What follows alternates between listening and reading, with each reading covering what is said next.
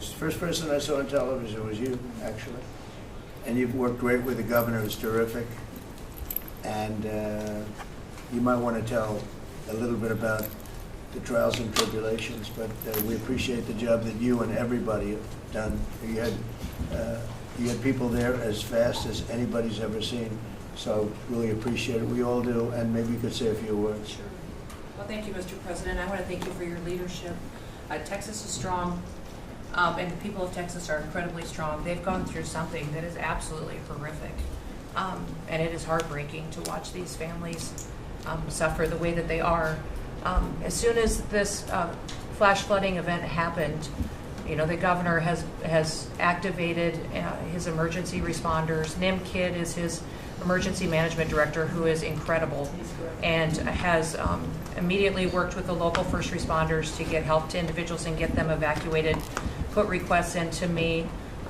We deployed, sir, right away, as you know, because you and I were talking a lot during this time, the Coast Guard. We also had some assets out of Customs and Border Protection.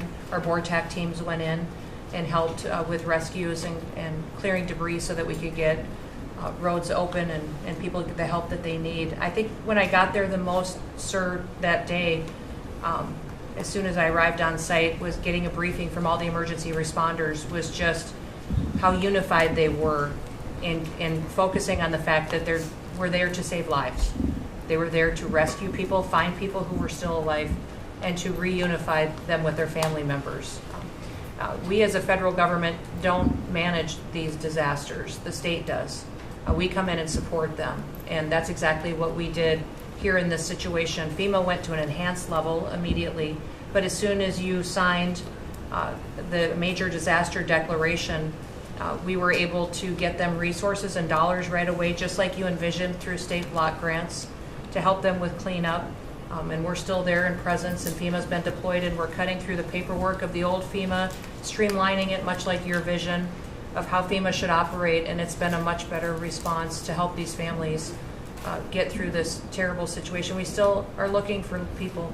We're still looking for a lot of little girls and other family members that were camping along that river, and they will continue until they find every single person, and we will continue to help them and assist in that. I was surprised when I got there at the camp that day, right after this happened, the parents that were there, the parents that were looking for their children and picking up their daughter's stuffed animals out of the mud and finding their daughter's shoe that might be laying in the cabin, and just hugging and comforting people matters a lot. I'm extremely grateful for God's hand in that whole situation, because hundreds and hundreds and hundreds of people were saved. And this is a time for all of us in this country to remember that we were created to serve each other. God created us to take care of each other. And that when we do that, we are happier, we are more fulfilled, and we can walk alongside people on their worst day and help them get through it and come out the other side, knowing that we can continue to live a life that God has purposed for us. So they're grateful for you. Several times the day after the flooding, you and Melania were on the phone with me, and I want to thank you for that. And that meant the world. I was able to tell many of those folks that I had been visiting with you, and that you had said, whatever they need, Christy, let's deploy it and get it down there and be helpful. And on Sunday, when the families were waiting at a church to identify their children's bodies, Franklin Graham and I called in and prayed with the families and read some scripture with them, and he was incredible in making himself available to that as well. We'll be back down there in a couple of days and continue to do all we can, but this is an unprecedented event. It really is. There's been tragedies like this around the country, but everyone is unique in different situations, and the response the federal government had supporting the state through this, I'm proud of the people that stepped up and immediately came. The Coast Guard, when they came in, they had a difficult time even getting the aircraft in and landed. They had to try several times in the weather to get it in and deploy. And I think we've heard about, our one Coast Guard member that was responsible for saving over 165 people, but that entire crew did incredible work. And all the first responders there did incredible work. And I know people are getting tired now, but they're getting reinforcements and volunteers are showing up. And I just want to commend the governor and his team for being the leaders. And they're so thankful that you're letting them make the decisions and manage the response like it should be. And then us supporting them with the resources of the federal government. We've already deployed dollars to the state, much like the block grants that you've talked about. Right. So very grateful for that, sir. There's never been a wave like this outside of the breaking of a dam. Because this was almost a wave that ended up being 30 feet high, more actually. Now with the dam you can understand it, but this approached almost with that speed. When you see a dam break, it's not a pretty sight. It wipes out everything, and this is the kind of thing that built up so fast. And it's happened 2 or 3 times before over the years, but not to this extent. But tell them when you met the father who was picking up the daughter's clothing. And I had walked through so the sad. cabin where all the little girls died, and I had kind of fallen apart in there, but I walked out of the cabin, and a gentleman was standing there, and he said, that man over there needs a hug. And so I walked over to him, and I hugged him, and I said, do you work here? And he said, no, my little girl was in that cabin. And he said, and I just found her best friend about an hour and a half ago. She had passed away. And he just fell apart. And so then we just hugged and talked for probably an hour about that. But then there was the grandpa was there looking for his granddaughter as well. There was a dad there of one of the counselors. The counselor was alive, but she was dealing with the fact that she had hung on to some of these girls and was trying to keep them out of the floodwaters and had gotten hit by something and had lost 2 of the girls and wasn't able to hang on to them and was going to live the rest of her life thinking about that moment when she wasn't able to hang on to these girls. But these parents were picking up their kids' belongings out of the mud and throughout the camp and putting them in bags. And then one of the dads said, I knew 50 of these girls here. So I knew that was her dress and my daughter's friend's dress. So he was picking it up and putting it in a bag to return to her parents. And so it was and then the director was there comforting everybody who had lost his father the night before too, and he was still there trying to facilitate all of these parents grieving their children and find them. So the strength of people is incredible. One of the things that I asked there that day was that they all have escorts or counselors when parents come in. So from that point, that when they came into the camp, that they have somebody with them when they're going and looking for their children's belongings or looking for their children.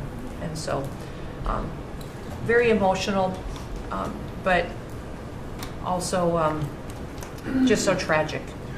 The relationship with Texas and the governor has been obviously very good for years with me, but the relationship with Texas and their first responders and us with our first responders and lots of other people, and we brought in a lot of helicopters from all over, and we had a lot of helicopters. It was actually dangerous, a lot of helicopters up there, but they were real pros, and they were responsible for pulling out a lot of people, and we got them there fast, and Texas had some good ones too, but the response has been incredible, and the fact that we got along so well, I don't even think that's a political thing, but we got along so well, and it was so unified. I think a lot of lives have been saved. That could have been as bad as it was, and you could have lost double or triple. This thing was just really horrible. Well, congratulations on a great job, and I appreciate it. I know you're going down. I'll be going down on Friday with First Lady, who will be taking a trip, and we don't want to get in anyone's way because that's what happens. The president goes and everyone's around focused on. I don't want anyone to focus on us, but it's possible they could have somebody saved still. There's a lot of areas. It's a big area, and probably unlikely at this point, but there could be. They're thinking there could be the possibility, but what a tragic situation. A good job, and we'll see you on Friday, and we'll finish out the day here. I think you've been reading a lot about, it's a terrible topic when you talk about financial after this, but we have a big country and we've been doing very well. The tariffs, as you know, are starting to come in at record levels. Tremendous amounts of money are coming in to our country. We never did that before. We're not used to it. We only have tariffs going out. We only adhere to the rules of other nations who charge us tremendous tariffs because we were led by stupid people or people without any business sense. And I'd like to ask Scott, you could maybe talk a little bit about how well we're doing with regard to the money coming in. And the big money will start coming in on August 1st. I think it was made clear today by the letters that were sent out yesterday and today. Go ahead, please. Yes, sir. We will have taken in about $100 billion in tariff income thus far this year, and that's with the tariff, the major tariff not having started till the second quarter. So we could expect that that could be well over $300 billion by the end of the year. We don't agree with CBO scoring, but for those who do, the CBO scored tariff income over the next 10 years at $2.8 trillion, which we think is probably low. And sir, under your leadership, we're witnessing. And they gave us no credit during this last little, the great, big, beautiful bill. I always use the word great. I add that to it because it really is what it is. It's never been anything like it, actually. And I want to thank all the Republicans that voted for it. And I want to, scold the Democrats because they're voting for tax cuts. They're voting for no tax on tips, no tax on Social Security, no tax on overtime, and many, many other things far more important than that. Great health care. And frankly, every Democrat should lose their election because it was purely political vote. They were told not to vote for it. So think of it. We got 218 to 2. And then with the Senate, we had 50 to 3. Democrats didn't vote at all, not one positive vote, with all of the good things in there. Economic development money, tremendous border money. Now you're loaded up on the border. And I don't think we're going to need so much of it because we had zero come in last month, so I'm not sure how much of it we want to spend. You may think about that. You may actually think about saving a lot of money because the wall's been largely built and it obviously worked, but you may want to think about that. But so I think it's incredible when I watch the Democrats and they have standard lines like they had Russia, Russia, Russia. They had the laptop from hell. It all came from Russia. They make things up and they go with it and they feed it to you people in many cases. And they said, here's a line.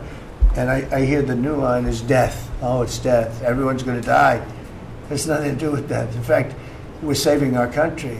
Death is from allowing 25 million people into our country, of which 3 or 4 are stone cold, hard criminals.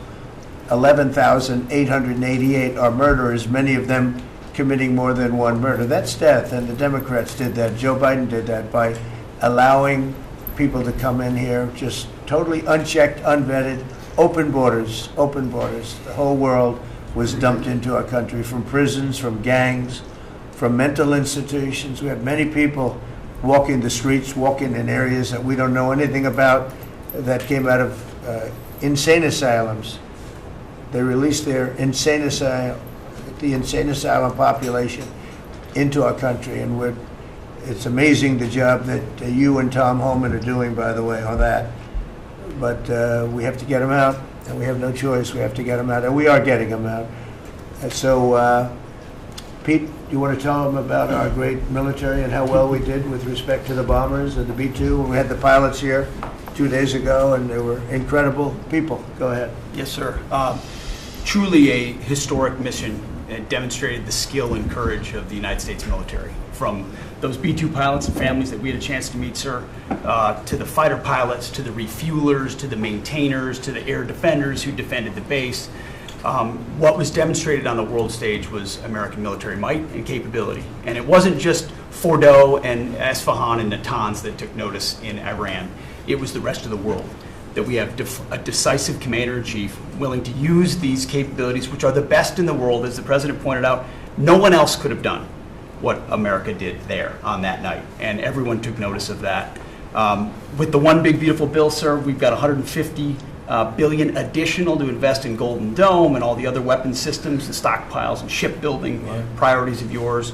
Another month, another historic recruiting bump. It's not just the Army and the Marine Corps anymore, it's the Navy, the Air Force, and the Space Force, all historically ahead of where they've ever been. So historic spirit inside the military. We had a chance to be at NATO, Marco and I, and see how the world responds to us saying it's time for you to shoulder the burden and take the lead for your continent. That only happens with President Trump leading. And we're proud to be a part of what's going on at the border, sir, with now a fourth national defense area where we're helping get to that number 0 and securing the border. But that mission, Operation Midnight Hammer, re-established deterrence. It reversed what happened in Afghanistan. You saw the debacle of what Biden allowed to happen in Afghanistan and what that did to our image. President Trump said, with Operation Midnight Hammer, we're reestablishing American leadership and deterrence, and we're proud to be a part of it, sir. And our so-called enemies were watching. They watched every minute of it. They watched. There was very few people that weren't watching, actually, but they watched every minute. It was a perfect military performance, the likes of which we haven't seen in a long time. I mean, if you compare that to the same country, the hostages from years ago, Jimmy Carter, it was unfortunate for Jimmy Carter. He was a nice man, but with the helicopters going down, the sandstorms, the prisoners, they got captured, then the election and the prisoners and Reagan and all the problems. It was nothing but problems. And that was a failure. And ours was not only the pilots. I mean, those machines flew for 37 straight hours. They didn't stop. They went skedaddle. You know the word skedaddle? It means skedaddle. They dropped the bombs, and somebody said, skedaddle. Let's get the hell out of here. And every bomb hit its mark and hit it incredibly. And as you know, the Atomic Energy Commission said it's gone. That place is gone. We had a lot of fake reporting, mostly from CNN, where the scammer writer, a writer for CNN, who should be fired, by the way, she was involved with the 51 fake intelligence agents, if you remember that. She did that story, created a story out of it. She created a story out of the laptop from hell, saying it came from Russia, but it actually came from Hunter Biden's bedroom, or worse. Just a scammer, and she's still at CNN, which is pretty amazing. But we'll ask you a question about her. But they came up with this concept that maybe the attack wasn't that good. Maybe it, and I saw it happen right after the attack. I saw this person on CNN. I like to watch the enemy. You learn from the enemy. And I watch, because you have to know where they're coming from. And I watched her say, Anderson, you know, I'm hearing stories that maybe they didn't hit their target. Maybe it wasn't that good a hit. And they were hearing stories. The next day it was a little more, and the next day a little more. After 3-4 days, she was saying, you know, I don't know. I don't think it was that. Except by that time, everybody knew it was hit perfectly. The evidence is in the planes. The pilots are the best evidence. But they actually came out of their plane, because they were here the other day, and they said, it was so sad. We did such a good job. We flew into very dangerous airspace. I'll never forget, we were in the Situation Room, and they said they have entered Iranian airspace, and everyone took a deep breath, because they had more missiles pointed at them, but the equipment is so good, it's stealth, way up in the air, and it was stealth, and they went right through that, and they sort of, by the time they found out they were there, they were already gone. That was the word skedaddle, get the hell out of here. But they were right in the most dangerous airspace in the world, and they took those big, beautiful, very fast, they're unbelievable planes. I mean, they become really beautiful works of art. I always thought they sort of were cool, but now they look better than just cool, don't they, huh? But they dropped the loads, and literally they would hit, if you look at this table, from here to there, they had a half a refrigerator door is the way to best explain it. Take a refrigerator door, average size, cut it in half. That was their target. They hit every single one. Then we had 30 missiles, Tomahawk, shot from submarines 300 miles away. Every one of them hit their target. It was a perfect mission. Then they came back, almost 37 hours. Every plane worked perfectly. The mechanics were here too. I said, you got to get the mechanics here. We didn't have any problems. If you remember, they had a lot of problems with the helicopters, but they did fly through a dust storm, which they shouldn't have done. Sometimes you say, let's go back and try it on a nicer day. Dust and sand don't work well with helicopters if you know much about helicopters, but that was a horrible embarrassment to us. Then we had Afghanistan, which I think was the most embarrassing moment in the history of our country, and we would have gotten out. I was the one that got them down. I would have kept Bagram, the big air base, which right now is controlled by China, among the most powerful runways in the world, thick with concrete and steel. Anything could land, and right now, they were 1 hour away from where China makes its nuclear weapons. I was keeping it. Outside of that, we were leaving, and I would have been out faster than them, but we would have gotten out with strength and dignity. Instead, that was the most botched up mess I've ever seen. They left all that equipment behind, and every year they have a parade running down some third-rate street with the equipment. You know, it's supposed to be Fifth Avenue. It doesn't work. But with all that equipment that they left, they should have taken every ounce of it. I was taking every ounce. I said every screw, every bolt, every nail you take out of there. And Millie said, I remember one time, sir, we're better off leaving the equipment. Why? Well, it's cheaper. I said, cheaper? You mean it's cheaper to leave a $150 million airplane rather than flying it into Pakistan or India or someplace, or just flying it straight home? It's cheaper. Yes, sir. That's when I knew he was an idiot. Didn't take long to figure that one out. But they left all that equipment, but they left their dignity behind. It was the most embarrassing moment, in my opinion, in the history of our country. Not that we got out. We should have not been there, but that we got out the way we got out, with great embarrassment and death. You had 13 young people. I've gotten to know their families very well, but you had hundreds of people killed that nobody talks about. You had the other side. Many people were killed. Many people are walking around with no legs, no arms from that whole thing. They left from the wrong airport. They should have left from Bagram, because Bagram was a big base with hundreds of miles of fencing and territory around it. Nobody would be able to get near it. And they left. So, we've done a great job. And I think people are really starting to see it. They're starting to appreciate it. Pete's done fantastically. That mission was a work of art. And I have spoken to some of our perceived, I don't know if they're enemies, but they're perceived as being potential enemies. And they essentially said the same thing. Very impressive. There wasn't a thing that we didn't lose an engine. We didn't lose it. They landed and they were cheered. But the sad thing was they were cheered.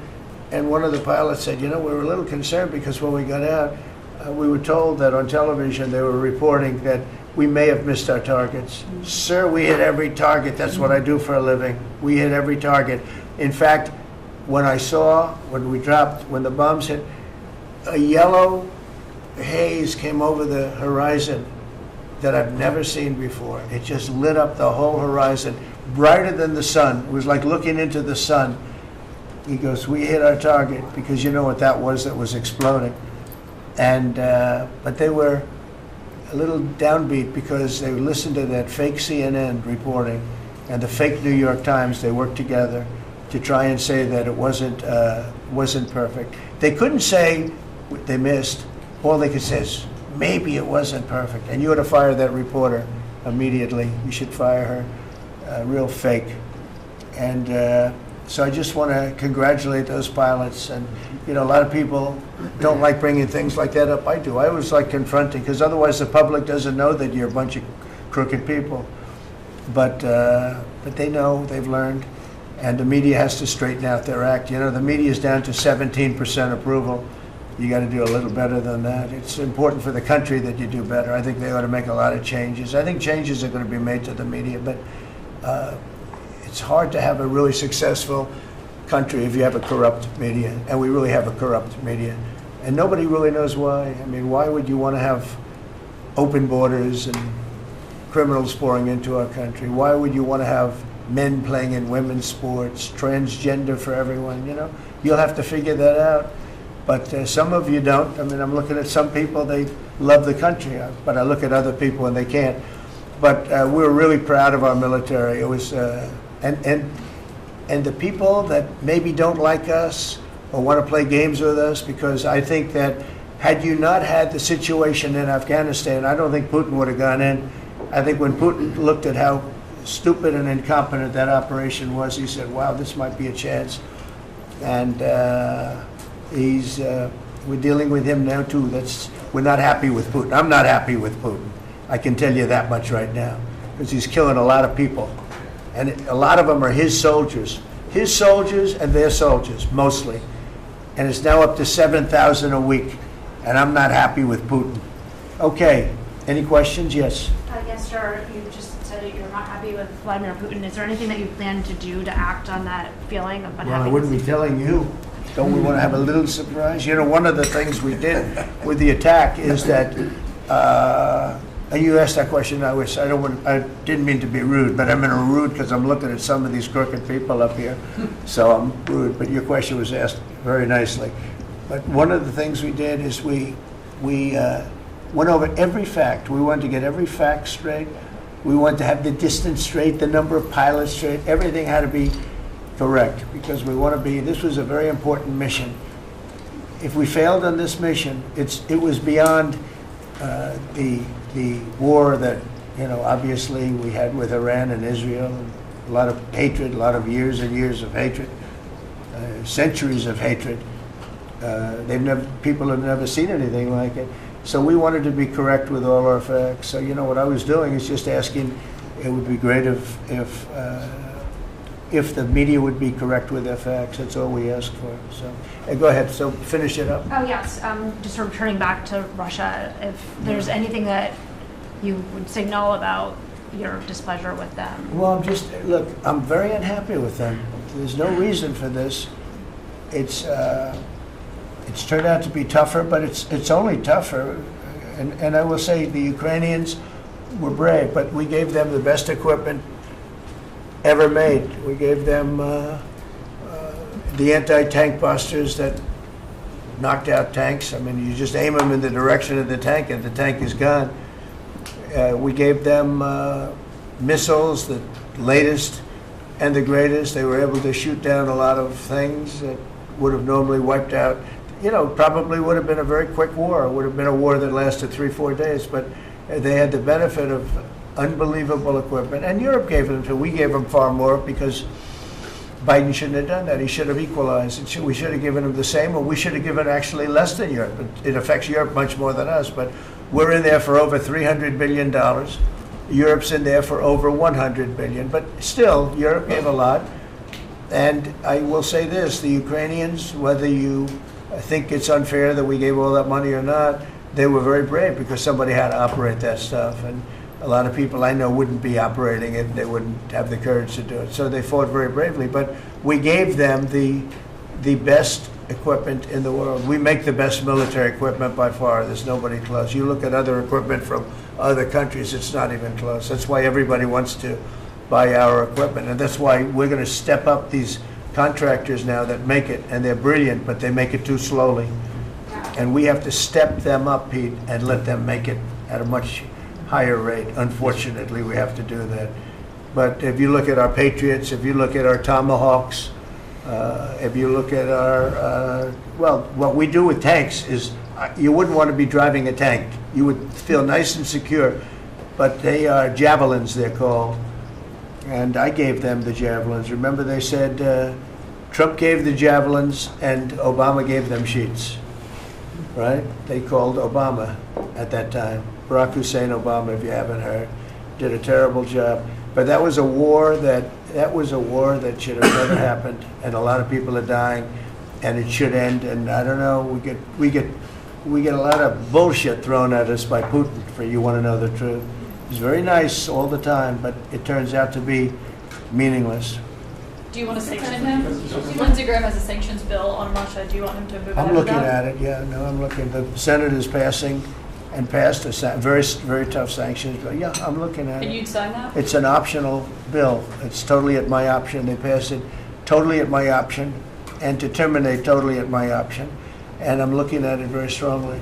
Yesterday you said you want to send more weapons. Go ahead, please. The Council of Economic Advisors released a new report saying that imported goods have actually decreased in price from December I know, it's not through March. amazing. Well, my question is, With the tariffs. the Fed chairman keeps saying that tariffs are going to cause price increases. Are we the sure? prices just not Chairman passed of the through? Fed? Yes, exactly. Well, Are the you prices, do a better job than him. are the prices just not passed through yet? No, I think what's happening is everything's evening out. You know, when we charge, see, what people don't understand, the other countries have been charged, almost every country charges us tariffs. We had deficits with everybody for years, for decades. And we were like this big monolith that made bad deals with everybody. We rebuilt South Korea and we stayed there. It's okay, we rebuilt it and we stayed there. And they pay us very little for the military. I got them to pay billions of dollars, and Biden then canceled it when he came in. I said to South Korea, as an example, we give you free military, essentially, very little. And I think you should pay us $10 billion a year. And they went crazy. But they agreed to 3. So I got 3 with a phone call. And I was satisfied. I said, but next year we have to talk. And then we had a rigged election and we never got to talk. And you know what Biden did? They probably went to him and they said, listen, Trump treated us terribly and we shouldn't be paying anything. And he cut it down to nothing. So that's what happens. It's ridiculous. That's the other thing. We're talking to countries about contributing to the military, not only just paying more in NATO, but contributing. We have 45,000 soldiers in South Korea. We have 45,000 soldiers in Germany, 52,000 actually. And, that's a huge economic development for them. That's tremendous amount. That's like having a city. That's tremendous money for them, and it's a tremendous loss for us. So we're talking, in a very nice way, we're talking to them about it. It's very unfair. We supply the militaries to many very successful countries. I mean, South Korea is making a lot of money, and they're very good. They're very good, but, they should be paying for their own military. President Trump, could I ask you a question about Jerome Powell as well, and then a question to the Attorney question General? about what? Jerome Powell, and then I have a question for the Attorney General. Jerome Powell, who you've been pressuring to lower interest rates, he's facing accusations of lying to Congress, which is a potential crime about the Well, opulent. then he should resign immediately. We should get somebody in there that's going to lower interest rates. Do you want congressional Why don't you Republicans call to for his resignation? Do you want congressional Republicans to investigate and It's pursue okay and with punish? me. I think he's terrible. I think, look, we're paying, I call him Too Late. T-O-O, Too Late, like Too Tall Jones for the Dallas Cowboys, right? Too late. He's always late. But he wasn't late with Biden before the election. He was cutting him like crazy. It didn't help too much, did it? But he was cutting him like crazy before the election with Kamala and Biden. He was trying to get them in, I guess. I don't know. He was recommended by somebody that worked for me. I like you better. If I could ask the Attorney General a question too, President. Sure. Your memo and release yesterday on Jeffrey Epstein, it left some lingering mysteries. One of the biggest ones is whether he ever worked for an American or foreign intelligence agency. The former Labor Secretary, who was Miami U.S. Attorney Alex Acosta, he allegedly said that he did work for an intelligence agency. So could you resolve whether or not he did? And also, could you say why there was a minute missing from the jailhouse tape on the night of the stabbing? Yeah, sure. If Hey, I Pam, could, could I just interrupt for Sure. 1 second? Are you still talking about Jeffrey Epstein? This guy's been talked about for years. You're asking, we have Texas, we have this, we have all of the things. And are people still talking about this guy, this creep? That is unbelievable. Do you want to waste the time and do you feel like answering? I don't mind answering. I mean, I can't believe you're asking a question on Epstein at a time like this where we're having some of the greatest success and also tragedy with what happened in Texas. It just seems like a desecration, but you go ahead. Sure.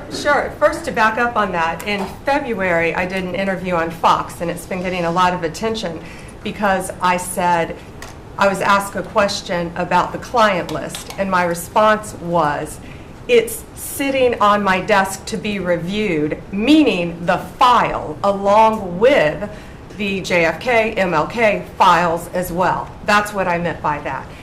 Also, to the tens of thousands of video, they turned out to be child porn downloaded by that disgusting Jeffrey Epstein. Child porn is what they were. Never going to be released, never going to see the light of day. To him being an agent, I have no knowledge about that. We can get back to you on that. And the minute missing from the video, we released the video showing definitively the video was not conclusive, but the evidence prior to it was showing he committed suicide. And what was on that, there was a minute that was off the counter. And what we learned from Bureau of Prisons was every night, they redo that video. It's old, from like 1999. So every night the video is reset, and every night should have the same minute missing. So we're looking for that video to release that as well, showing that a minute is missing every night. And that's it on Epstein. Mr. President, on the tariffs again, on August 1st, you've said it is the deadline. What incentives do countries have to negotiate? It seems that deadline keeps moving. It was April 2nd, now it's... We didn't move, no. It's always been August 1st, that's when we're paying. A statement was put out today, and I put it out just to make it clear. It wasn't a change, it was August 1st. We don't change very much. Every time we put out a statement, they say he made a change. I didn't make a change. Clarification, maybe. No, August 1st they pay. And everybody pays, everybody has to pay, and the incentive is that they have the right to deal in the United States. If they don't want to, they don't have to pay, and they don't have to deal here. But if they want to buy and make a lot of money and sell in the United States, they have to do that. If you go back and look at some of the good presidents, our country was the wealthiest, proportionately the wealthiest, from 1870 to 1913. It was an all-tariff country. We didn't have income tax. That came in in 1913. We had tariffs. And we had so much money we didn't know what to do with it. We had, we had a couple of presidents that were very, very strong. McKinley, I guess more than anybody, but he was the tariff king, but he was very, very strong. It's sort of sad. He made a fortune for this country, became very rich, and then Teddy Roosevelt went out and vice president, and he spent the money. And they said Roosevelt was a great president. And let's say he was a great president, but the money was paid by McKinley with tariffs. Tariffs are charged by other countries at levels that are ridiculous. And I call those other countries to say, and every one of them is willing to give us everything now, by the way, just so you know. Sir, we'll charge you no tariffs, nothing. We'll give you everything. We'll give you access to our markets. We'll give you everything. Is that a correct statement, Scott? Yes, sir. Howard, would you say that's a correct statement? Exactly correct. It's like they just don't, because they're very spoiled, because for years they ripped us off and we didn't have a president that understood it, or Secretary of Treasury or Secretary of a lot of different secretaries are involved, but certainly Commerce Secretary was, not doing their job. I don't know about Kelly, she's small business. We'll keep it that way, okay? Her small business is bigger than almost all big businesses when you add it all up. But no, they are very respectful of our country. But the incentive is that they have the right to do business with us. Without that, they don't have the right to do business. And that would be okay, too. And with this flurry of deals, will we hear in the next 24 hours, will we hear a flurry of deals? Yeah, we have a lot of them going out. But the deals are mostly my deal to them. We're picking a number that's low. We don't want to hurt them. And fair. We're picking a number that's lower than, in most cases, lower than what they charged us. But it's amazing when you've paid all this money for years and they get one president that's a little bit different and a little tougher on this subject, and they're willing to drop everything they've been charging us for years and years. I mean, we have countries going, we will have you don't have to pay any tariff to come in and do business. They're giving us total access to their countries. They gave us no access to the country. They say, well, you cannot go into our country. Okay, good. Now we will give you total access and you don't have to pay any tariffs. But please don't charge us tariffs. And we don't like that deal. So the letters I send out are, we have made some deals. We can make a lot more deals. It's just too time consuming. It just makes it more complicated. And we can do things over the years too. We're not hard line. But it's about time the United States of America started collecting money from countries that were ripping us off and laughing behind our back at how stupid we were. Okay? Thank you. Mr. President, on the tariff issue, so you talked about India coming, but then a couple days ago you issued a new tariff threat to members of the BRICS countries for if they aligned with anti-American policies. 10% charge. That would be India, Brazil, That's Russia, right, they have to pay 10% if they're in BRICS. Because BRICS was set up to hurt us.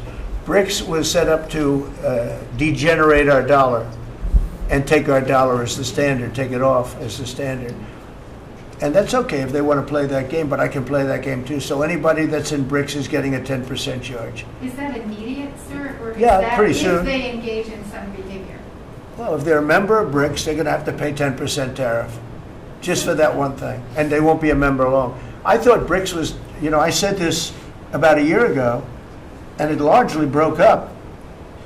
But, there are a couple that hang around, but I thought it largely broke up. BRICS is not, in my opinion, not a serious threat. But what they're trying to do is destroy the dollar so that another country can take over and be the standard. And we're not going to lose the standard at any time. If you have a smart president, you will never lose the standard. If you have a stupid president like the last one, you would lose the standard. You wouldn't have the dollar as you. And if we lost the world standard dollar, that would be like losing a war, a major world war. We would not be the same country any longer. We're not going to let that happen. The dollar, you ever hear the expression, dollar is king? The dollar is king. We're going to keep it that way, okay? And I'm just saying, if people want to challenge it, they can, but they're going to have to pay a big price. And I don't think any of them are willing to pay that price. But I said last election, Does that jeopardize? Thank you, Mr. President. Are you optimistic about reaching the tariff deal with the European Union soon? Well, the European Union has been speaking to us, Ursula and the whole group, and they've been very nice. They treated us very badly until recently. Now they're treating us very nicely. It's like a different world, actually. They've treated us very badly. They were among the toughest to deal with. Actually, in many respects, they were much worse than China. Look at what they do to our companies. They sue Apple. They sue Google. 17 billion they got from Apple on a lawsuit that they didn't have a case. They have, judges that are European Union judges. And they take so much money away from our country in terms of that, in terms of other things that they do. They're very tough. But now they're being very nice to us, and we'll see what happens. We're probably 2 days off from sending them a letter. We are talking to them. I just want you to know, a letter means a deal. A lot of people said, we got 200 countries. We can't meet with 200 countries. We have a few trusted people that know what they're doing, that are doing a good job, but you can't do it. You have to do it in a more general way, but it's a very good way. It's a better way. It's a more powerful way. And we sent them a letter. You read the letter. I think it was well crafted. And mostly it's just a little number in there. You'll pay 25%, 35%. We have some at 60, 70. Those are ones with massive, where we have massive trade deficits because they've treated us very badly. But I would say in every case, I'm treating them better than they treated us over the years. Don't you agree with that? I do. I could have done much. I could have been much harsher. I don't want to do that. We want to have relationships, but in every case, they treated us far worse than I'm treating them. I'm treating them very good. I could go higher with the tariffs, but I don't want to hurt them. That's why when you just read it, you come up with the number. It's so incredible that prices are actually going down. Just so you know, when I got in, everyone said, eggs are going through the roof. That was I was in for about 4 days, and they started screaming at me about eggs. They said, that's Biden's problem. I didn't know about eggs. But eggs went up about 5 times. You did a fantastic job. And we ended up shortly in fact, for Easter, they said, go out and buy plastic eggs. You can't use real eggs. Well, we bought 200,000 eggs for the White House for the Easter egg hunt that we have at the White House, and there were eggs. We had the price down, and now the price is lower than it was before. We did a good job with eggs, but we did a good job with groceries. Our prices are down in this country. A big part of it's oil. The oil, you had a couple of places last week, you had $1.99 for oil, for gasoline. Nobody thought they'd see that. I want to get it lower if I can, but we've done a good job. You've done a very good job. Do you want to say a couple of words about that, you and Chris, about what's happening with energy? Well, absolutely, but I would say on the pricing side, President Trump, the fact that you've endorsed and supported a policy of energy dominance, that sends a signal to the market that we're going to have more supply. You talked during the campaign about inflation being a country buster. You've broken the back of inflation in 6 months, among all the other things you've accomplished. We have no inflation. And we've got, and then heading into the 4th of July, these were the lowest gas prices at the pump in 4 years. And again, for Americans, this is like hundreds of billions of dollars that stay in their pockets because we lowered the price of gas at the pump. But when we lower the price of energy, it lowers the price of food, it lowers the price of the clothes you wear. It's the biggest thing. It's the biggest thing. It's like a big tax cut. When you get energy down, every 50 cents is like a massive tax cut, and we've gotten it down much below that. You know, we had great energy, great low prices, everything else. When the election turned over, I'm trying to be nice about it. It turned over, shockingly, but nevertheless it happened. Energy started going up, and it went up really bad, and then he went back to the Trump policy. The problem was they didn't know how to do that, and he lost it. He lost that sucker. That big sucker was out of control, and his energy prices went way up, and that's what caused it. But it was also stupid spending. They spent money like, they used to use the term drunken sailors, but I won't use that term. Although it is very descriptive, I won't use that term. I refuse to use it. But they spent money at levels that nobody had ever seen before, and trillions and trillions of dollars wasted on the Green New Scam, greatest scam in the history of our country, other than maybe Russia, that might have been. But the Green New Scam was the single greatest scam in the history of our country, and continues to be, but it's weakened badly. It's hobbling along because people are they're finally getting it. But they spent trillions of dollars on the Green New Scam, getting nothing for it. Devised by a couple of young people that weren't even good college students, you know? Not even good students. Check out their marks. Can you clear something up, Mr. President, on what you said last night? Not for CNN. You said you The were last, Not for send CNN. Go ahead. the You last said you jobs send report, in the more last jobs to report, Ukraine. Mr. President, in the last jobs report, the manufacturing jobs actually lost 7,000 jobs. When will the investments that you've been talking about have an effect Well, on they're manufacturing? building the plants now.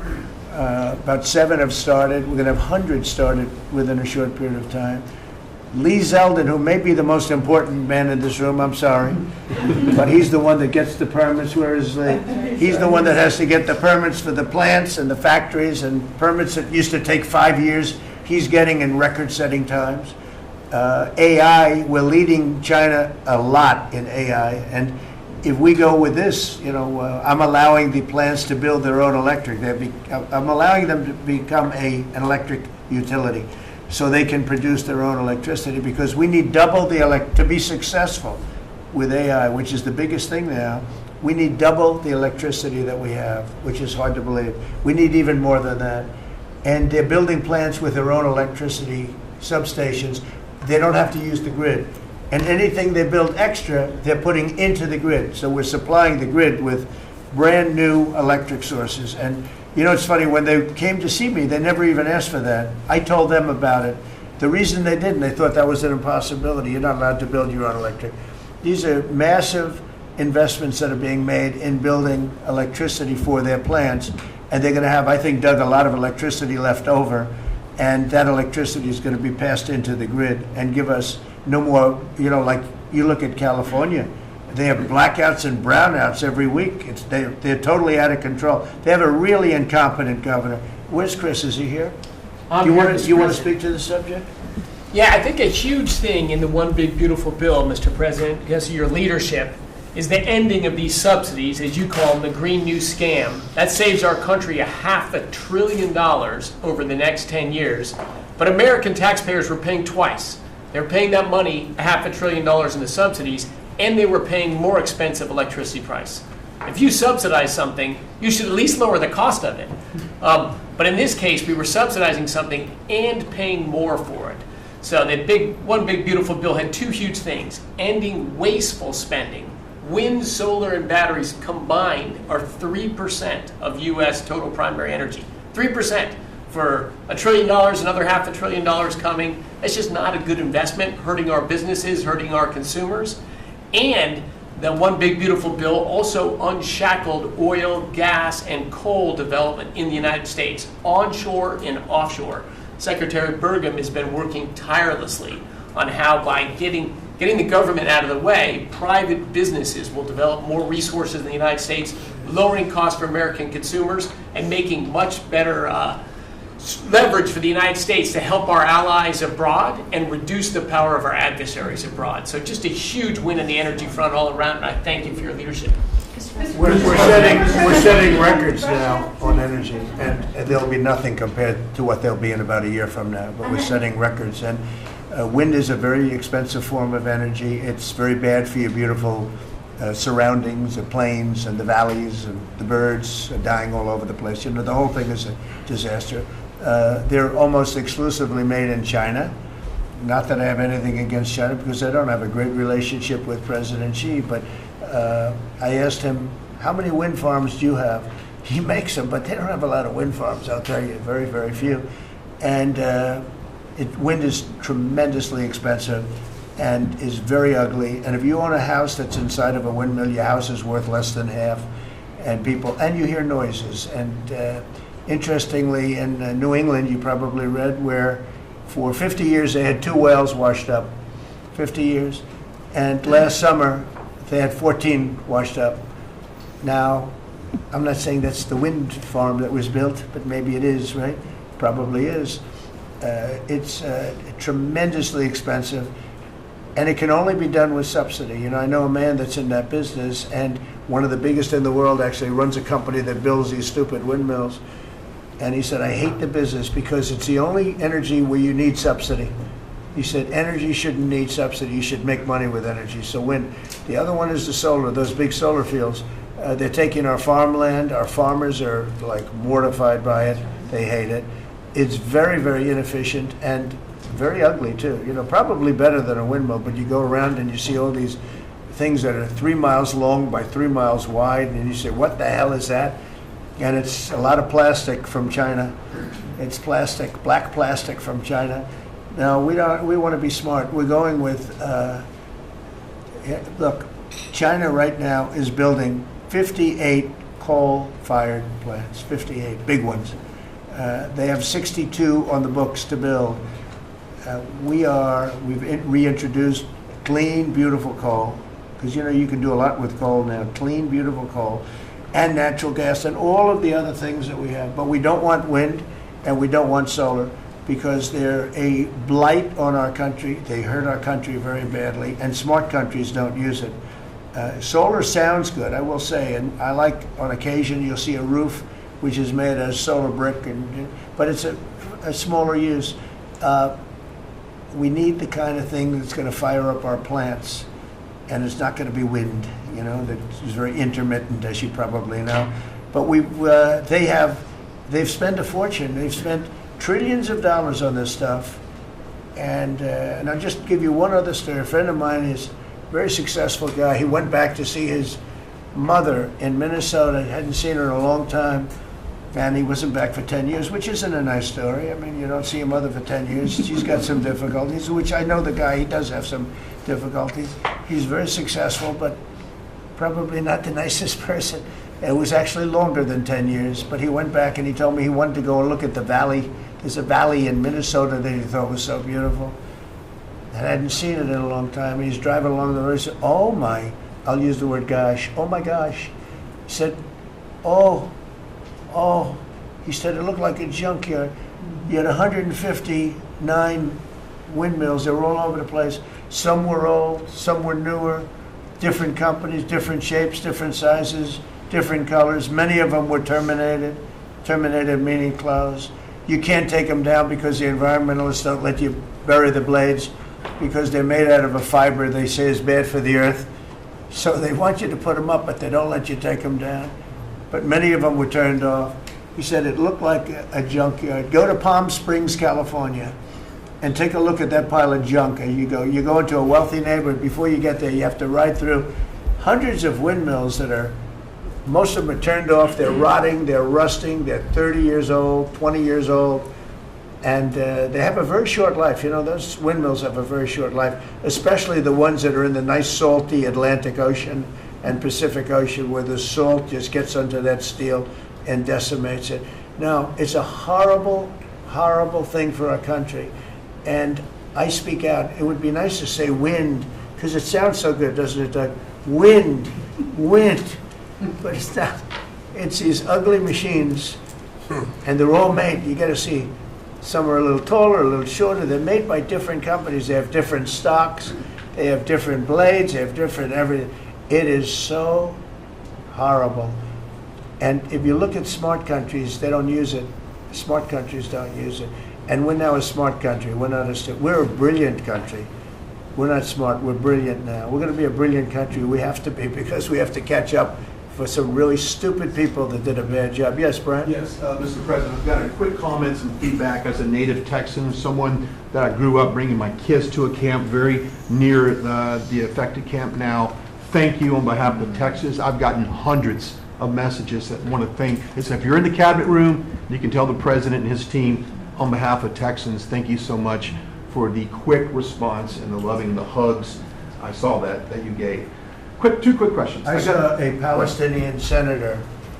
His name is Schumer. He's a great Palestinian. No, he's a Palestinian. He's become a Palestinian. He's abandoned the Jews. But I saw him say, it's Trump's fault. Yeah, that's right. It's Trump's fault. He was actually, do you ever see John Lovett's The Liar? Where he goes, yeah, I went to Harvard. That's right. This was Schumer. He goes, yeah, it's Trump's fault. That's right, it's Trump. I actually saw that stupid guy try and blame it on me, and I said, man, that's a tough one to take. But his career is limited because I hear AOC is going to beat him, and she's no bargain either, by the way. Go ahead. Well, I'm just saying that's an example of an America First team effort to get this country back. So that's what America First looks like for the viewers watching us at home.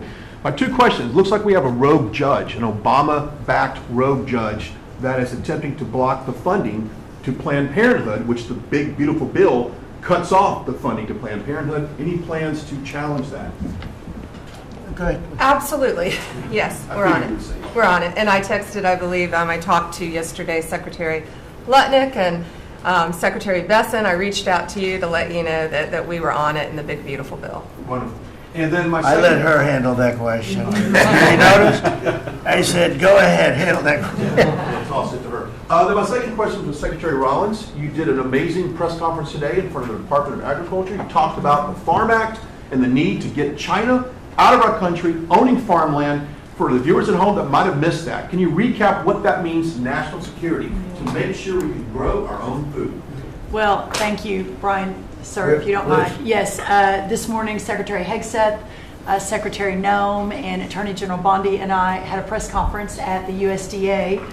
I just happened to have a chart in case it came up, but obviously the Chinese owning of farmland in our country is a massive national security issue. And for the media, you can see the yellow is where all of the farms have been purchased over the last number of years, and the red is around all of the military bases where that farmland has been purchased. So this is a massive national security issue. The press conference this morning included 3 of our greatest governors as well, Sarah Sanders from Arkansas, Jim Pillen from Nebraska, and Bill Lee from Tennessee.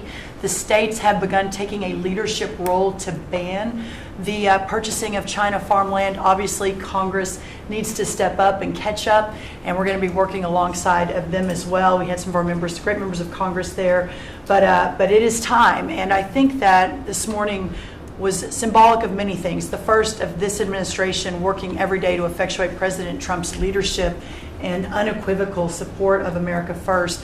But second, just how close we are as a cabinet. I don't know in any other administration that you'd have 4 cabinet members at the USDA on a Tuesday morning when it's about 110 degrees outside with the sun beating down on us talking about Sir, Your Vision. So I think it was a great day. It was just the start. There's an executive order coming and some other things coming behind that. But protecting America's farms isn't just about protecting our farmers. It's also about national security. So that's what we discussed this morning. I do want to say that I think we have had a really good relationship with China lately, and we're getting along with them very well. They've been very fair on our trade deal, honestly. And I hope we're going to have a great relationship. It's a big, strong, powerful country. We're more powerful than they are. We have much better military equipment than they do. But we are getting along with them very well. I'm getting along with President Xi very well. We speak often. And with all of that being said, and I understand what you're saying, but I think we're getting along with China very well. Mr. President, you have sent more weapons to Ukraine, as you said last night. Last week, the Pentagon paused some shipments of weapons to Ukraine. Did you approve of that pause? We want to put defensive weapons because Putin is not, he's not treating human beings right. He's killing too many people. So we're sending some defensive weapons to Ukraine, and I've approved that. So who ordered the pause last week? I don't know. Why don't you tell me? I think that's a question for the Pentagon. Go ahead. Mr. Yeah. President, on immigration, the Secretary, the Agriculture Secretary, did say this morning that undocumented workers would not be covered by any amnesty of who are working on farms. You had said maybe that the ISA folks won't go after those folks on farms. So which is it? There's no amnesty. What we're doing is we're getting rid of criminals, but we are doing a work program. Do you want to explain that, please? Yeah, this morning we talked about, of course, this was a top of mind question. This morning we talked about protecting the farmers and the farmland, but obviously this president's vision of no amnesty, mass deportation continues, but in a strategic way, and then ensuring that our farmers have the labor that they need. Secretary Chavez-DeRimmer has been a leader on this. Obviously, this comes out of the Labor Department, but moving toward automation, ensuring that our farmers have that workforce, and moving toward an American workforce. So all of the We've above. got to give the farmers the people they need, but we're not talking amnesty. Laura, do you want to say something about Yeah, thank you, Mr. President. On this, thank you, Secretary Rollins, how important this is never to displace the American worker. What the Department of Labor is doing is focusing on what the law entails now, being more modernized, more streamlining, to work through the H programs. We're going to have a concierge approach to that, where we have developed a new office to answer the need of our farmers and ranchers and producers, and not to displace the American worker, and follow within the law now. And that does not include an amnesty program at all. And we've seen that working, and we'll continue to have that roll out. On the other topics that we've somewhat talked about, the jobs numbers, Mr. President, 4 months in a row, we've seen those jobs numbers increase. That's an exciting time for our manufacturers. That was asked earlier.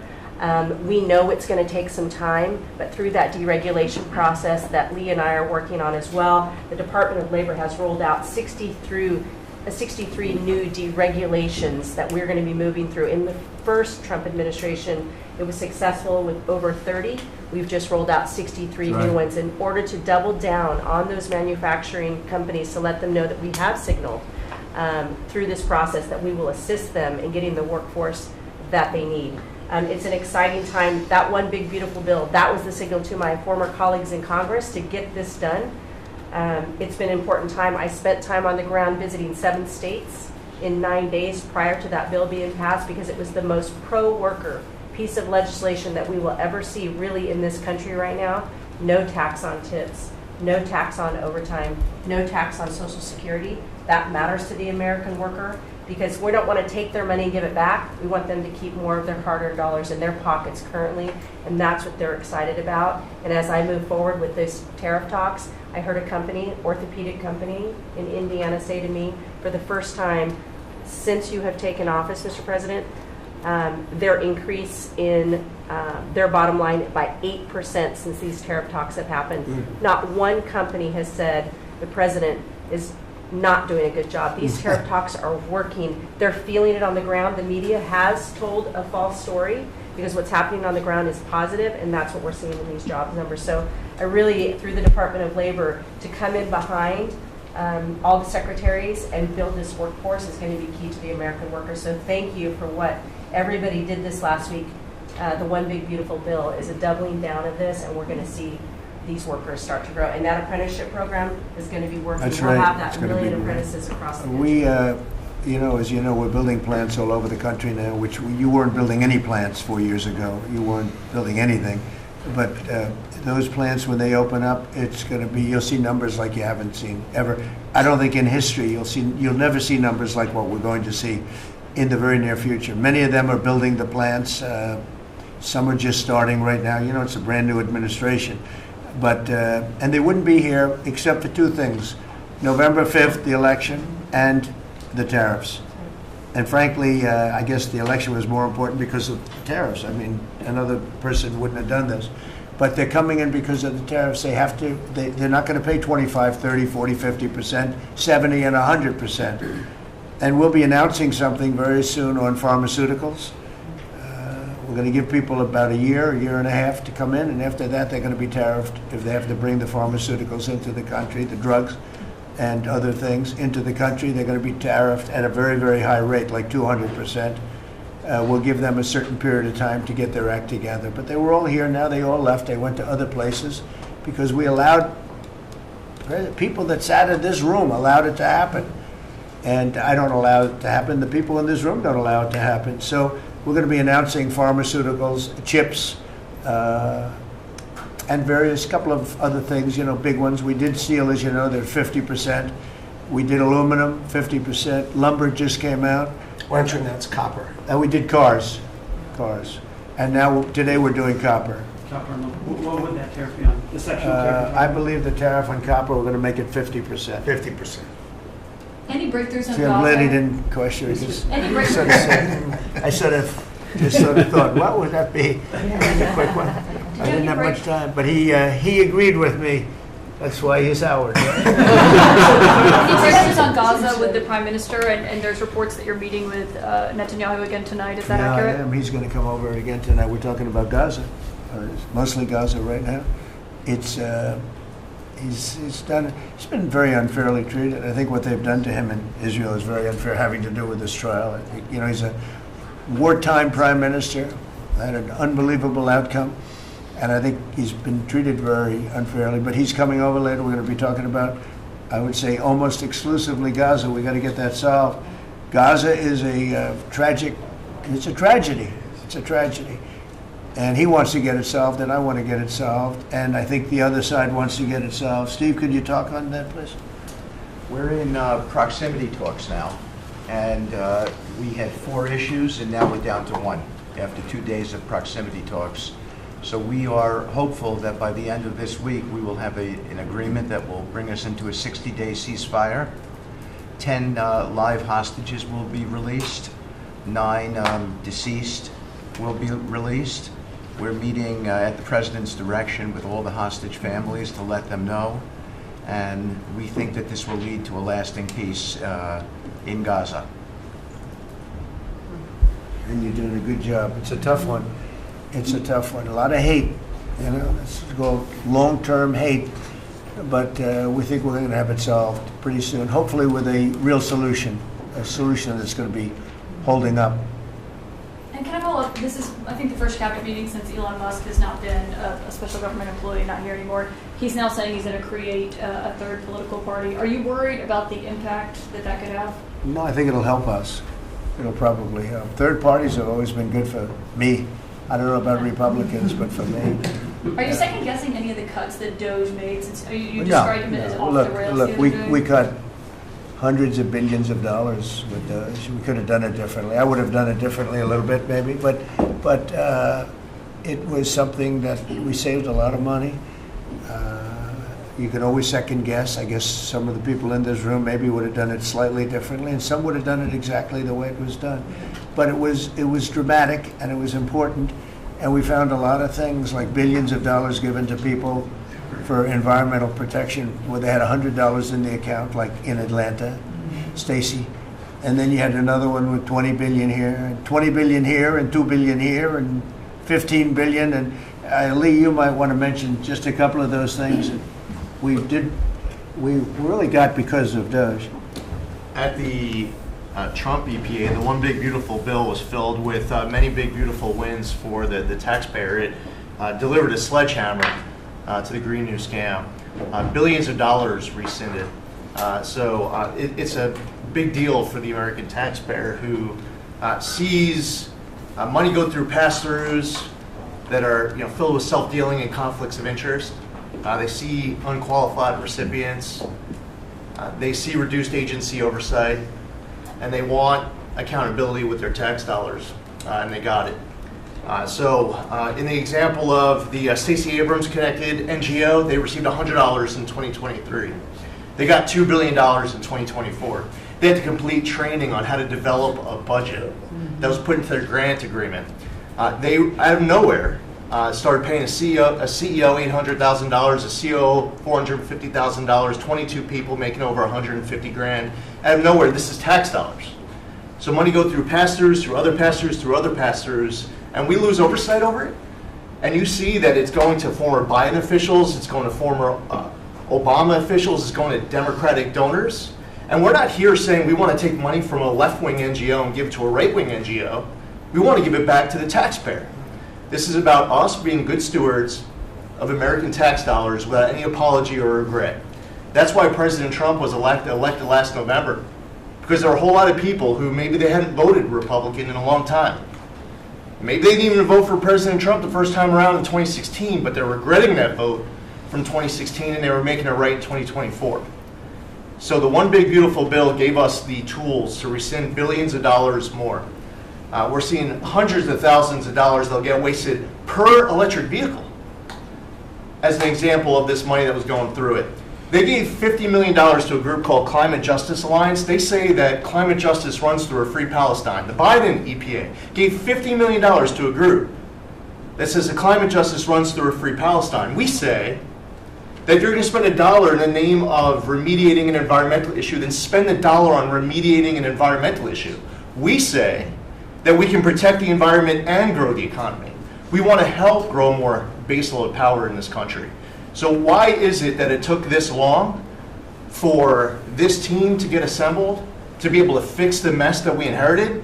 But gosh, we love showing up at our jobs every single day, first thing in the morning, because all day long we get things done for the American taxpayer. And Congress did its part last week by passing the One Big Beautiful Bill to deliver this accountability and to cut off the Green New scam.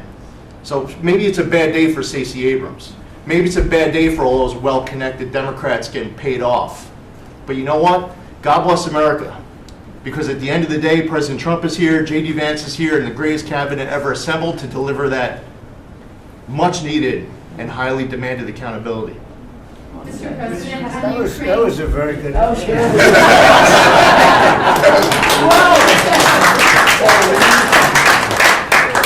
And that's from the heart. That's from the heart. On Ukraine, the Ukrainians have asked the International Court to go after Russia for using toxic chemicals in the fight. Germany and Germany and the Netherlands have intelligence saying that. What does U.S. intelligence believe, and what do you believe about the use of chemical weapons? And would you agree that that's a case for the court? Well, I'd ask John maybe to discuss it if you'd like, John. Well, Mr. President,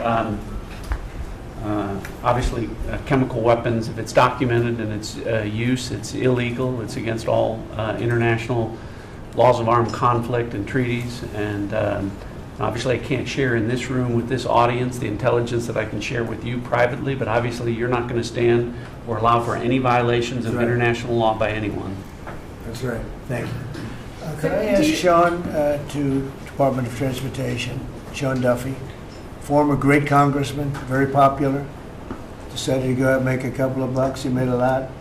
And he got bored with that, though. He likes serving people better, the people. And could I ask you to just discuss a very important subject to me, and that's the modernization of our equipment at airports so that planes aren't crashing into each other and bad things don't happen. It should have been done many years ago. We were going to do it, and then the election precluded that, unfortunately. But we're doing it now. Could you tell them where we are? Yeah, if I can start with Newark. You guys all covered what happened in Newark. We had outages for a couple of 30-second outages a couple months ago. We have, in 2 months, Mr. President, it's historic speed, laid new fiber lines for communication and tested those in the next month. So those new lines for the Philly Tracon that controls the Newark airspace, they're up and running, lightning fast speed. June was the most on-time June ever in the history of Newark for air travel. So that's going incredibly well. By the way, we shouldn't have dealt with this because Joe Biden and Pete Buttigieg had moved the center from New York to Philadelphia. They didn't test the lines. They didn't do the work, which is what brought us all these problems. But in the big beautiful bill, we got $12.5 billion. This is a historic investment in air traffic control. And so what the money is going to allow us to do is move from copper to fiber all over the country. So new copper lines. We think we can do that in 1.5 years to 2 years. We have radar that dates back to the 1950s, some of it from the 60s and 70s. We get brand new radar across the country as well. We have some infrastructure money to build TRACONs and centers, the en route centers that control the traffic across the country. So this is a massive new start to rebuild air traffic control. And again, this is dilapidated. Americans think that their government takes care of them and makes the investments that are necessary to make the country work. And for 30, 40 years, the investments weren't made. And so under your leadership and direction, we are making those investments. And per your direction, right now we are interviewing what we could call a general contractor or an integrator. One company to manage. It's a massive project. The FAA is not qualified to manage this kind of a project. So we are now going through the process of finding who that one company will be to manage the whole project. We'll interview those companies together and make that selection. So we'll write one big, beautiful check to one beautiful company that'll be responsible for this whole build. But if I could just make one last point, this is not enough money. We're going to need more.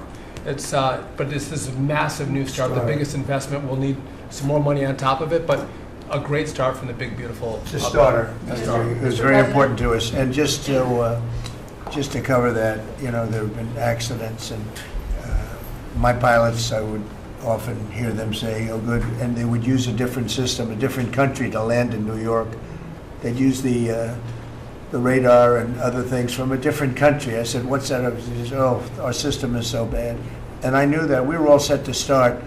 And Boot Edge came in, and what they did was so crazy because they hooked it copper into fiber, into steel, they had all different systems. They had hundreds and hundreds of contractors, different contractors for different airports. They spent billions of dollars, and they made the system worse because you can't hook copper into fiber. That doesn't work that way. You just can't do it. It's not doable, but they tried to do it. It didn't work out too well. And in the end, it was just a complete disaster. We want to have one great company. Now, Raytheon's going to bid, IBM's going to bid. We have 5 or 6 bidders that really are good and do this stuff.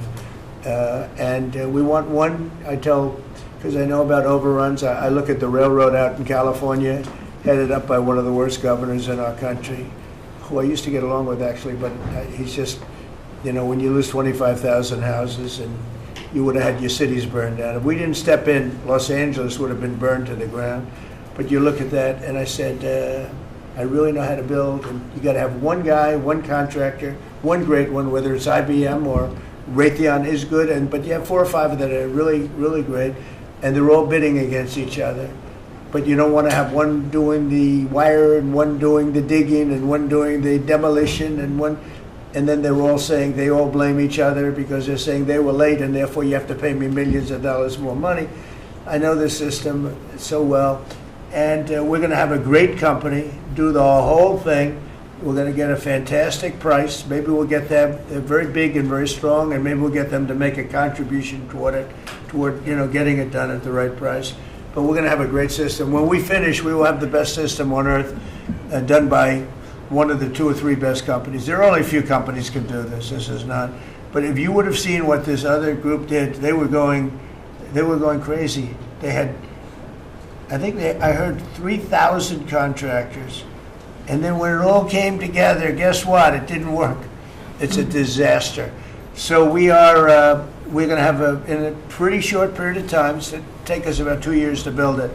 And we'll have a contract given out probably over the next couple of months. We have some great bidders, some great companies that want to do the job. You're going to have great air traffic control. Yes, can I just make one last point on this? So the last administration signed a contract with an American company to fix the copper to fiber, and that contract was a 15-year contract. The system is failing today, but that's how idiotic and incompetent the last administration was. And under your leadership, we're saying, listen, we don't have time. We don't have 15 years. We don't have 5 years. We have to do it right now. And so the president always talks about on time and on budget. We have embraced that. We are going to be on time and on budget. And by the way, you mentioned a train out in California. Stay tuned for, probably give us 5 days and you'll have an answer on what's going to happen with the $4 billion that we potentially have invested on a train that's going to go nowhere. It's going to be $120 billion that'll never connect San Francisco to LA. Again, the last administration wasted so much money on projects that never work. If you're going to have high-speed rail, you're going to invest billions, we should actually have high-speed rail in America, not boondoggles that fund political friends and allies and family They have members. from San Francisco, inside of San Francisco to inside of Los Angeles. Should have never been built because airplanes do it better. And you could drive it. You could drive it. No problem with driving it. The roads aren't even crowded. So they were going to do this. Somebody's idea. Somebody got paid off a lot of money, and they started it. It was going to cost a very small amount of money, and it ended up costing literally hundreds of times what the original. And now what they did is they said, well, going into the city is too big a deal, so we'll leave it 25 miles short of the city. So now they're leaving it. They're not going to finish it, really. It's not the same project. So now they're leaving it outside of San Francisco and outside, short of each. They just want to get it done, and I've never seen cost overruns. You know, if you have a cost overrun of 10%, you should be ashamed of yourself. 20%, you should not do any more jobs. This is a cost overrun of 2,000%, something like that. It's unlimited, and it's not finished. And maybe it will never get finished. And I told Sean, look at it from every standpoint, but we don't want to, you know, we have federal money going into that, and it's like throwing it out the window. So whatever you can do to stop it. $15 billion and not one track has been laid. $15 billion and we're 16 years into the project, not one track. Mr. President, on New York, you're the most prominent Republican in the country from the city. What do you want to... Anywhere else, too? Well, I don't want to be a wise guy. Perhaps I can. Maybe Marco. But how do you want Republican voters in the city to vote in the upcoming mayoral election? Should they vote for Eric Adams? Should they vote for Sliwa? Should they pick someone else? Look, number one, you have a communist running, and you shouldn't vote for him.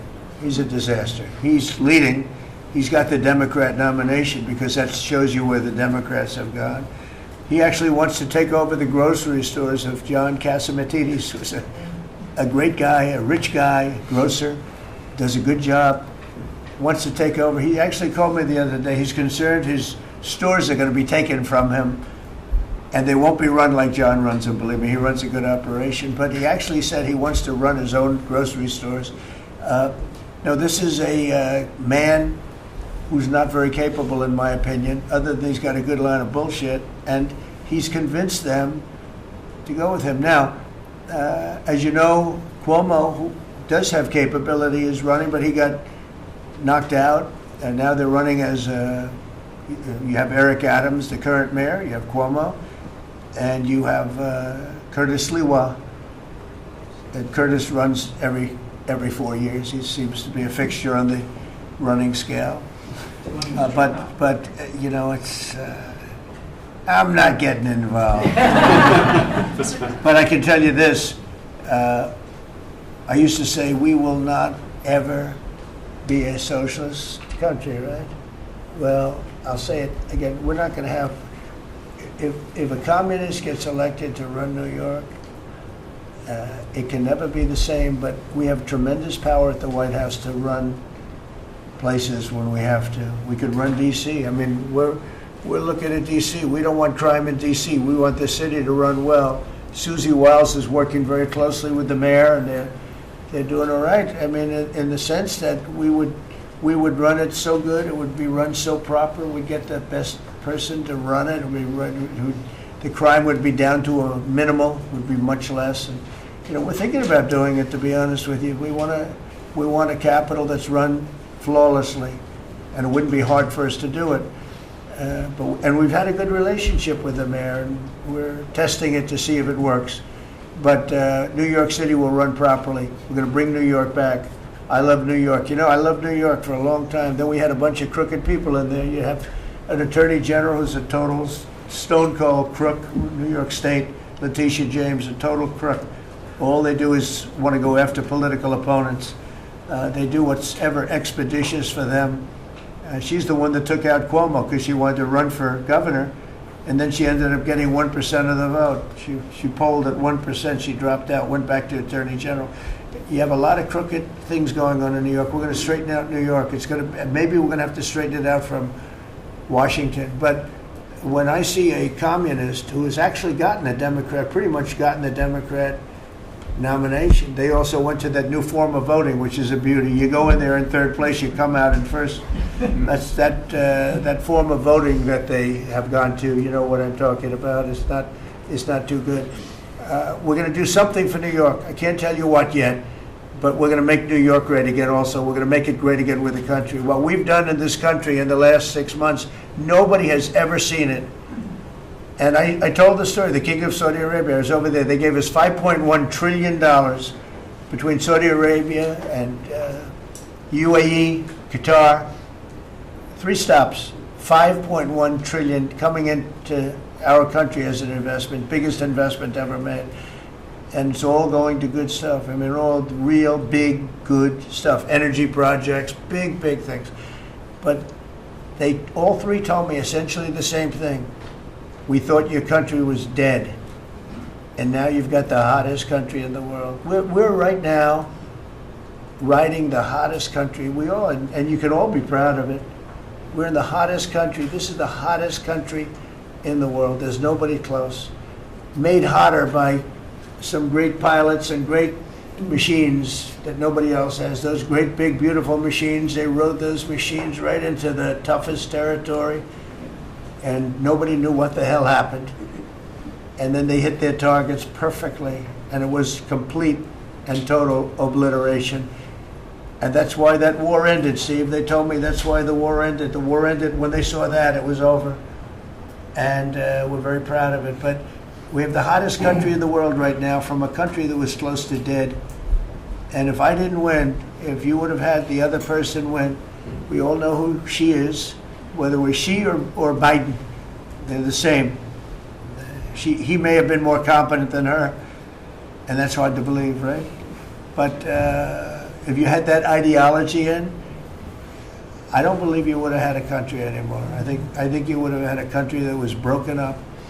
But we had a dead country. Now we have the hottest country in the world, and everybody knows it, and everybody said it. Mr. Vice President, do you have anything to say? Well, thank you, Mr. President. I just want to say that I'm very proud of the whole team.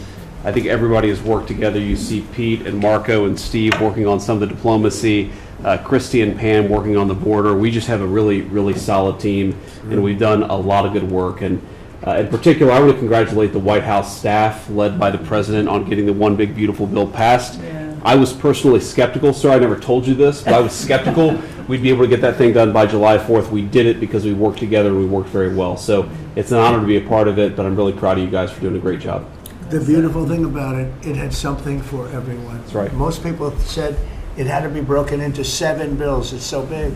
The problem was that some of those 7 have nothing for anyone, but they had to be done for the country. You know, sometimes you have to do things for the country that aren't necessarily popular. We had a couple of them, and that wouldn't have worked. So the One Big Beautiful Bill, many people said it could never be approved. Too big, too everything is too much.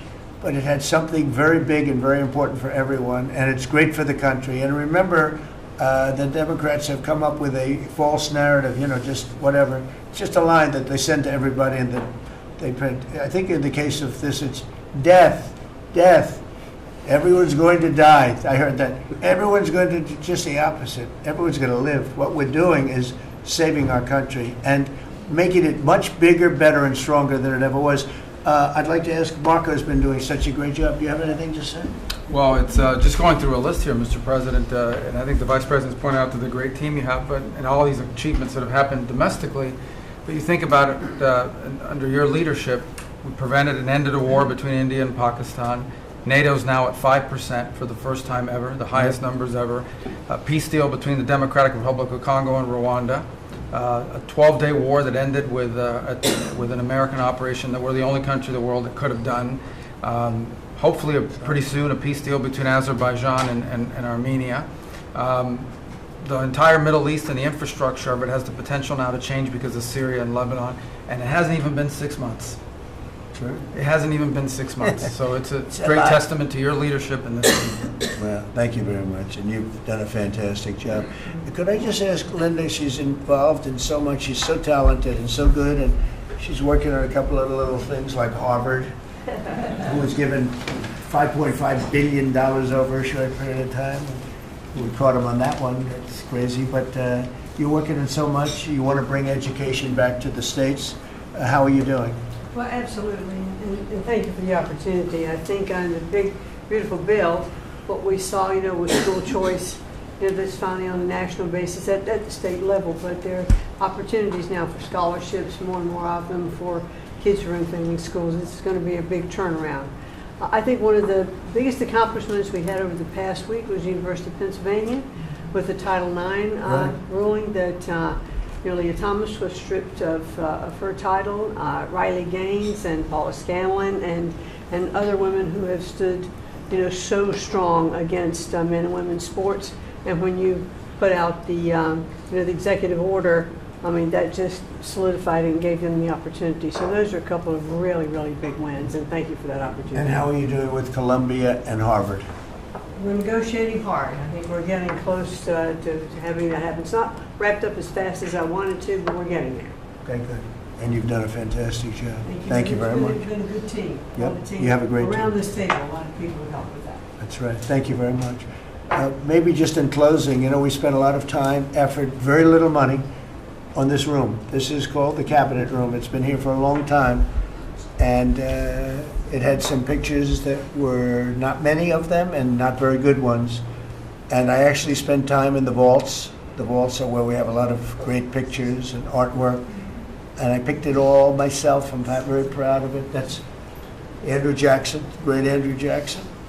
That's a gentleman named, and we call him President Polk. He was sort of a real estate guy. He was, people don't realize he was he was a one-termer, but he was a very good president. And I'm not sure I should be doing this, he actually gave us the state of California. He was the one. He was the one that, so I'm not sure, maybe he won't be there for long. But if you notice, the frame is the exact same size, almost, as the other one is Andrew Jackson. So that was a part of the reason, too, I have to be honest. But Polk was actually a very good president who's got the same frame that I needed, okay? And up here you have the original George Washington right behind the light. And then you have Dwight Eisenhower, who was a very underrated president. He built the interstate system, and he was the toughest president, I guess, until we came along. But I don't mind giving up that crown, because I don't want to be too tough on it, but we want to be humane. But he was the toughest president on immigration. He was very strong at the borders, very, very strong. And sometimes you can be too strong. He was strong at the borders, and during a certain period of time, they were so strong that almost every farmer in California went bankrupt. And we have to remember that. We have to work together. We have to remember that. But he was a very good president and a very good general and a very good president. And I thought he deserved a position somewhere on this floor. And then you have, this is very exciting to me, he was not a Republican, to put it mildly, but he was, he was a four-termer. He was Franklin Delano Roosevelt. And if you notice, there were a lot of ramps outside. We have ramp, people say it's an unusual place for a ramp. It was because of him. He was wheelchair-bound, but he was an amazing man. It's an amazing portrait, and curators at the White House. They have two for paintings, they have them for furniture, they have them for different things. I guess cost is no object. Okay, cost is, maybe I'd have one, but that's all right. But we have 6, and they're very talented, though. And he said, that's a picture of FDR. I said, really? Let me see it. They took off the wrappings, very well preserved.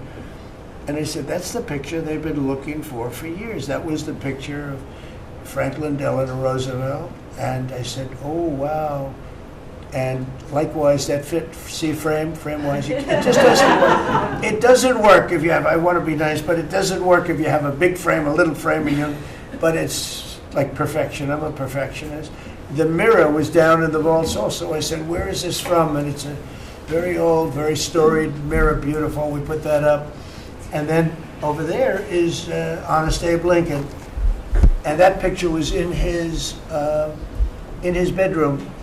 And we thought that this would be a very important place because this is where wars are ended. I'm not going to say wars are declared. I'm going to say wars are ended, okay? We'll be positive. And that's the picture of Abe Lincoln from his bedroom, sat in the bedroom for many, many years. That was his favorite picture of himself. And the Lincoln bedroom's very famous. You remember when Bill Clinton had it and he rented it out to people. Okay? We don't do that. But it's an incredible room. And we took that picture from his bedroom. That's Abe Lincoln. And then over here you have John Adams, and it's they were the first occupants of the White House, 1800.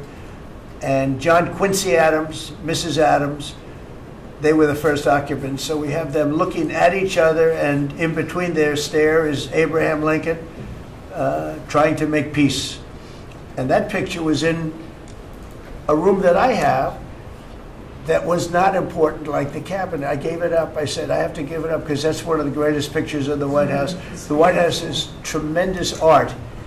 And the Oval Office, when we're there, we'll go over that. That's really been something. Then we got the drapes, so we got the whole thing. We got new drapes. We got new, wasn't a big expense, very, very small. And we took some of the chinaware and silverware and trophyware, they call it, from the vaults, and we had it cleaned up. Hadn't been shined up in 100 years. Some of this has sat in the vaults for over 100 years. Amazing. Over 100 years. Many of the pictures that were put up in the Oval Office, as an example, those two as an example. So he was president. They moved in 1800, and he won the election, I believe, in November of 1800, John Quincy Adams. And we thought that would be, he was considered to be a good president, and he was the first occupant of the White House, so it sort of made sense. And I love the frame of those pictures. Look at those frames, you know? I'm a frame person. Sometimes I like frames more than I like the pictures. And we have the flags of the Marines, and Space Force now has its own flag. I'm very proud of Space Force, but the Army, Navy, Air Force, Marines, Space Force, the whole thing. And Coast Guard is right there. You never forget the Coast Guard. They do a great job. So we have the flags throughout the office. And it's really become quite a beautiful place. I don't want to tell this, Marco pointed it out. I was going to leave the clock. So as president, you have the power. If I go into the State Department or Department of Commerce or Treasury, if I see anything that I like, I'm allowed to take it. Do you believe this? So I'm in Marco's, I see this gorgeous clock, grandfather clock, and there it is. I said, Marco. I didn't know about it. I had to read him the rule and regulation. I said, Marco, I love this clock. Look at it. It's beautiful. He said, what clock? I said, the clock that's in the other room is incredible, and nobody gets to see it there. Marco, I tried to talk him into it first, and it sort of worked, and then I had to use a little more. I said, I'd love to take that clock out and put it in the cabinet room. He said, no, are you serious? I said, Marco, I have the right to do it, Marco. And he said, all right, what the hell?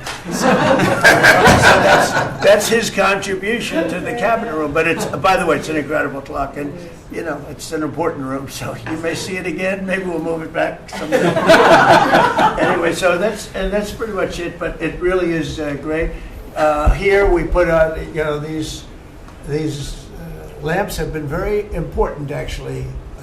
Whether people love them or not, but if you see pictures like Pearl Harbor and Tora Tora Tora, you see movies about the White House where wars are being discussed.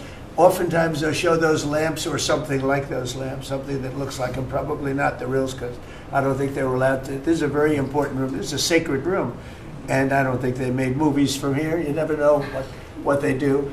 But they were missing medallions. See the medallions on top? They had a chain going into the ceiling. And I said, you can't do that. You have to have a medallion. They said, what's a medallion? I said, I'll show you. And we got some beautiful medallions. And you see them. They were put up there. It makes the lamps look better. So we did these changes. And, you know, when you think of it, the cost was almost nothing. We also painted the room a nice color, beige color. And it's been really something. The only question is, will a gold leaf the corners, you could maybe tell me my cabinet could take a vote. You see the top line moldings, and the only question is, do you gold leaf it? Because you can't paint it. If you paint it, it won't look good because they've never found a paint that looks like gold. You see that in the Oval Office. They've tried for years and years. Somebody could become very wealthy, but they've never found a paint that looks like gold. So painting it is easy, but it won't look right. And the question is whether or not we should gold leaf it. Linda, do you have an opinion? I gold leaf it. You like it the way? No, I gold leaf it. You'd gold leaf it? Yeah. Who would gold leaf it? Could I raise you? How about, would you gold leaf it? I was going to ask about McKinley, one of your favorite presidents. Well, McKinley was a great president who never got credit. In fact, they changed the name of Mount McKinley, and I changed it back because he should have been. The people of Ohio were he was the governor of Ohio. The people of Ohio were very happy when I did that. I heard they were very insulted. They took the name of Mount McKinley off. That was done by Obama a little while ago, and I had to change it back. I changed it back. He actually was a great president. He was a president. He was the tariff, the most, I guess, since me. I think I'm going to outdo him, but he was a tariff president. He believed that other countries should pay for the privilege of coming into our country and taking our jobs and taking our treasure. That's the way he explained it. They took our jobs and they took our treasure, and for that they should pay.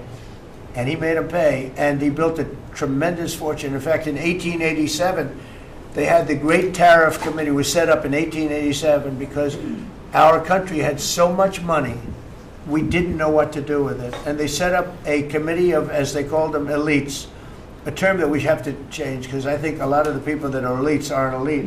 I think the people that aren't elite are elite, so we're going to have to maybe switch that around somehow.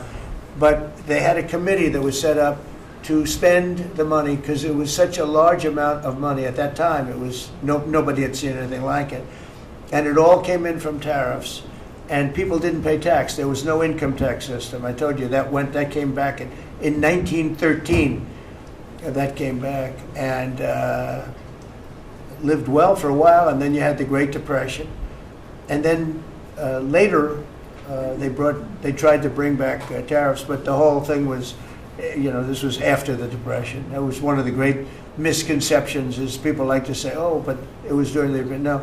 The country had a Great Depression, and then after the Depression, long after it started, they brought back tariffs to see if they could save it, but it took them really 25 years. When you say about 25 years to get out of the Great Depression, a lot of people don't understand that. But I thought it would be interesting for you to get a little view of this room. This is a very important room, very powerful room, great room. And we've done similar, but even beyond this, in the Oval Office. We brought back pictures of some of the great presidents. Many of them were in the vaults for over 100 years. Originals all, beautiful, beautiful things. And rather than sitting in a vault downstairs for 128 years, I thought we should display that. And we did that, I think, in a really good way. We've gotten very high marks. But it's interesting. People walk into that room and they look around the room. They don't even want to talk to me. They could look at it for hours. It's funny when people come into the Oval Office. It's such an incredible. It's a sacred place. When people come into the Oval from the biggest people in the world, presidents, prime ministers, kings, queens. One case at least, queens, and the biggest business people in the world. They walk into that office and. They always say there's no place like this in the whole world in terms of the power. It's beautiful and all, but there are other beautiful offices. You have businessmen that have offices that are, full floors of office buildings, floor-to-ceiling glass, and they walk in there and they say, there's no place like this anywhere in the world. There's no place. And, it's what it represents maybe more than the physicality of the room itself. So it's an honor to have you all, media. It's an honor to have you. I just want to say we have a fantastic cabinet. Every one of them is a star in my book. And if they're not, I'll let you know about it. I don't I'll throw them to the wolves. I'll throw them to the wolves in 2 seconds because our country comes first, right? But I just want to thank you all for being here. It's been a lot of fun. Thank you very much, everybody. Thank you. Thank you, press, everybody. Thank you, press. Thank you, press. Thank you, press. Thank you, press. I'll tell you some other time. Thank you. Thank you guys. Yeah, I will. Are we talking about next week or Yeah, next? Sunday. I'm gonna go. You're gonna bring the trophy I'll be with going you? to the game. Are you Yeah, delivering the trophies? I'm gonna deliver it. They have it in my office. Yes, I know. You're right. You're giving it up?